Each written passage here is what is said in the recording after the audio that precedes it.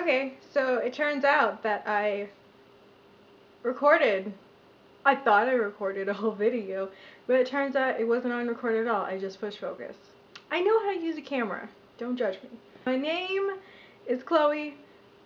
In terms of Booktube, I've known about Booktube pretty much for like a month or two. I've only recently become comfortable with commenting on certain booktubers' channels.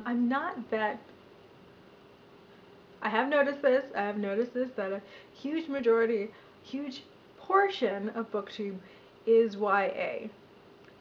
So, with that acknowledged, if you're looking for YA in this channel, you probably won't find it. And if I do read a YA book, it'll probably be one that you've already read, you've already known of, and you won't really find anything new, and you probably won't see a review.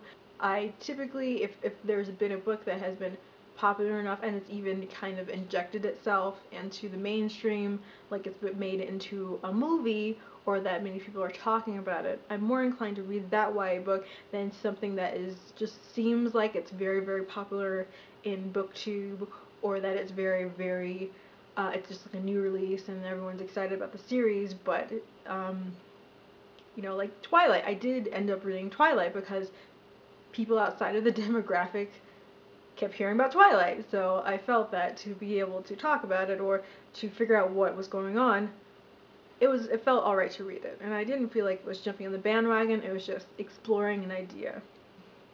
Whether or not I think I'm going to get some deep enjoyment out of it, I think it's still good to be informed about what are these things that are becoming more and more influential in our culture. The types of books I typically read are nonfiction. I'm not really that big into memoirs or biographies of specific people unless those people are really, really influential, like Cleopatra or Napoleon or Bolivar.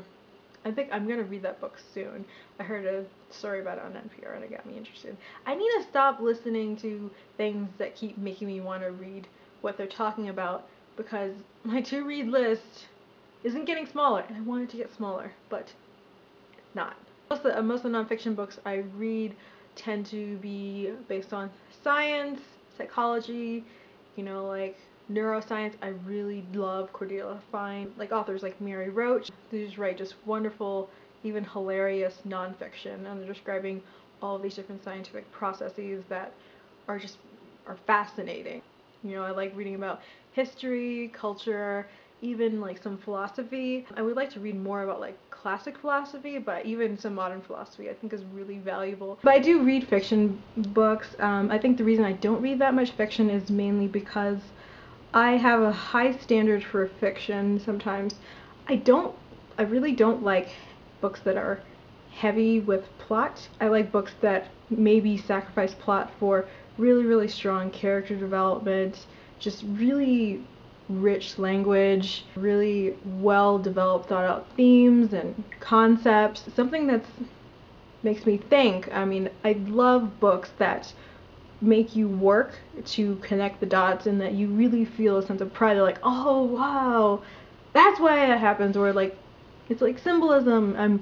I was one of those weird kids that really did like analyzing and picking apart books in English class. I did enjoy sign reading because it really did introduce me to a lot of different concepts that I would have never have read if I just was only reading what I wanted to read and I was living in like a bubble. I would have never thought to read other types of books and to look for the things that the English class taught us to look for. And I really just love discussing and debating books. My English class that I had, we really did learn how to like stand up for our thoughts and ideas and our concepts that we found. I don't really like strong plots that much. If the plot is so strong that it's just like taking all these characters for a ride, it makes me really wonder, like, if anyone can be in the story and anyone can do all of these things, then what is the point about me worrying about any of these characters, since they kind of seem very interchangeable and expendable, and the only real reason they are the way they are is just based on the pure circumstance. I do occasionally enjoy, not necessarily occasionally, but I mean, if a book does have strong plot. I would like it equally balanced with strong characters. Sometimes I kind of work hard to find. And strong characters or strong, well-developed, rich characters don't necessarily mean, at least for me, characters that I can relate to and that I really like, because sometimes I've read characters that just are so horrible and amoral, or I don't know how they have become who they are, but they're just so fascinating. I just can't help but to be fascinated with them and just seeing them do all these things. Like American Psycho is one of those things. Like, I loved American Psycho. Bret Easton Ellis, thumbs up for me. What the character did was horrible. Well, not well, that's iffy. On this channel you probably see reviews, but not necessarily reviews in the same way that other booktubers maybe do reviews. I would probably want to do book reviews on books that have around 1,000 ratings or less. I would like to talk about books that not that many people are talking about, and maybe introduce people to books that they might be interested in. But I'm aware that book reviews get the low views. I'm okay with that. I really am not disturbed by the fact that not that many people are going to be watching me. So I think I'm willing to take that risk. Typically, when I see in Booktube, if there's like one book that's really big, it kind of seems like it makes the round around all the different booktubers. So you can see one person do a review or a haul on this, and they mention this book, and the next person is prompted to get that book, and they have this book too, or they read this book too, and then the next person's like, oh, I saw this person read it, so I'm going to talk about this book too. And it's like you can see all of these different book videos, but you don't really see a variety of books. And I'm not even talking about genres, but I was just like, you keep maybe seeing the same book pop up, it's like the book list of the month. I understand, that's one big thing about reading, having a book community, and you're all talking about the same books. But then sometimes, they need a little bit of diversity. But anyway, if someone wants me to review a book that's a little bit more popular, maybe I can oblige.